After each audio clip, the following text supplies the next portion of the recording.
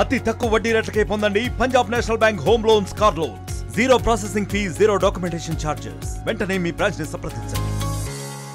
కాంగ్రెస్ ప్రభుత్వం వచ్చిన తర్వాత ప్రజలు ఇంత తొందరగా రోడ్డు మీదకి వస్తారని చెప్పి ఎవరు అనుకోలేము. ఒక రాజకీయ పార్టీగా మేము కూడా ఇదేదో ప్రజల ప్రభుత్వం అని చెప్పి చెప్పిండ్రు. ప్రజలు కూడా వాళ్ళకి పట్టం కట్టిండ్రు, బాగా చేస్తారేమో అని చెప్పి మేము కూడా చూస్తున్నాం సంవత్సర కాలంగా. కానీ సంవత్సరం నుంచి ఎక్కడేసిన గొంగలి అక్కడే ఉన్నది. గతంలో కేసీఆర్ గారు ఏదైతే సంక్షేమ పథకాలు ఇచ్చిండ్రో వాటికంటే అదనంగా ఇస్తామని చెప్పి కాంగ్రెస్ పార్టీ మేనిఫెస్టోలో పెట్టి ఇంటింటి తిరిగి ఊర్లో ఉన్న పోరుడు పొట్టగాడు కాంగ్రెస్ వాళ్ళు అందరూ గల్ లీడర్ గాడు బుల్ లీడర్ అందరూ కలిసి చిన్న చిన్న పోయి ఇండ్లకు పోయి హామీ పత్రాలు ఇచ్చారు, బాండ్ పేపర్లు ఇచ్చారు. ఈ 6 గ్యారంటీలను మా అధికారంలోకి వచ్చిన వెంటనే అమలు చేస్తామని చెప్పి. కానీ మరి అన్నీ ఎడిపోయినాయి. ఇప్పుడు అమలు చేస్తుర్రా? కనబడుతున్నదా? ఇక్కడ ఉన్నదా?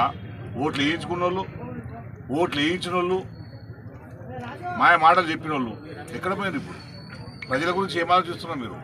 ఇవన్నీ కావాలని చెప్పి ప్రజలు అడుగుతున్నారు. కేసీఆర్ సార్ ఇచ్చిన రైతు బంధు వస్తలేదు, కేసీఆర్ సార్ ఇచ్చిన కేసీఆర్ కిట్ వస్తలేదు, బీమా వస్తలేదు, కళ్యాణ లక్ష్మి వస్తలేదు. వీళ్ళేమో తులం బంగారం ఇస్తున్నారు, ఇంకా దానికి అదనంగా తులం బంగారం వస్తలేదు, పెన్షన్లు వస్తలేవు, హాస్పిటల్ సరిగ్గా లేదు, రుణమాఫీ సరిగ్గా లేదు, బోనస్ ఇస్తున్నారు, బోనస్ సరిగ్గా లేదు, వడ్లు కొంటున్నారు, వడ్లు సరిగ్గా కొనలేదు. అదే టేక్మాల్లో సగం వడ్లు బయటకు పోయినాయి, దళారుల పాలైనాయి వడ్లు. ఈ మండలంలో సగం వడ్లు. అసలు వ్యవస్థ మీద ప్రభుత్వానికి పట్టు అంటే లేకుండా పోయింది. ఇటు కరెంట్ ఎప్పుడు వస్తుందో తెలియదు, ఎప్పుడు పోతుందో తెలియదు. మేము మొన్న జోగిపేట ర్యాలీ చేసాం, పెద్ద మనిషి మేము అందరం ఉన్నాం. అది మోటారు షాప్ దగ్గర నిలబడ్డాడు, మేము మా వైండింగ్ దగ్గర ఉన్నాడు. ఎందుకు వచ్చిన వీడికి అంటే మోటారు కాలిపోయి సార్ వచ్చిన అన్నాడు. అప్పుడెప్పుడు కాలిపోయినాడు, ఎప్పుడు కాలిపోలేదు సార్, ఇప్పుడు 4-5 సార్లు కాలిపోయింది వచ్చిన అని చెప్పి అన్నాడు. ఇటువంటి ఒక దుర్మార్గం పరిస్థితి ఇప్పుడు తెలంగాణలో ఉన్నది కనుక ఈ ప్రభుత్వానికి బుద్ధి చెప్పాలని చెప్పి నమ్మించి మోసం చేసిండ్రు.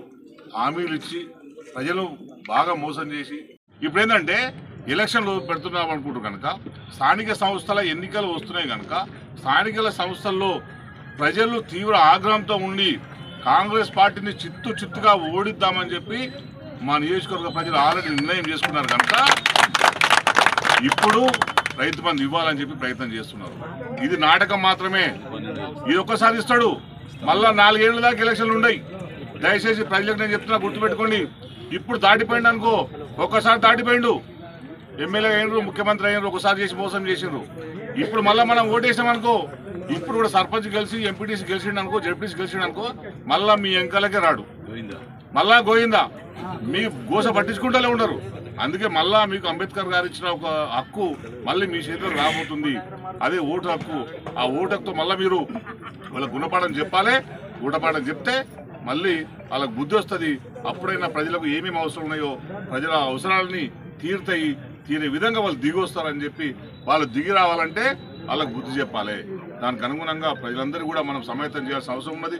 ఇట్లాంటి మనం నిరసన ప్రదర్శన ఎక్కడెక్కడ చేస్తున్నామో ప్రతి గ్రామంలో కూడా, ప్రతి గ్రామ కమిటీ కూడా ఇటువంటి నిరసన ప్రదర్శనలు చేయండి. వాళ్ళకు బుద్ధి వచ్చే విధంగా మనందరం చైతన్యం చేయాలని చెప్పి నేను మీ అందరినీ కోరుకుంటూ, మరిన్ని వీడియోస్ కోసం ఛానల్ ని సబ్స్క్రైబ్ చేయండి. లేటెస్ట్ అప్డేట్స్ కోసం వాట్సాప్ ఛానల్ ని ఫాలో అవ్వండి. ఆ లింక్ డిస్క్రిప్షన్ లో ఉంది.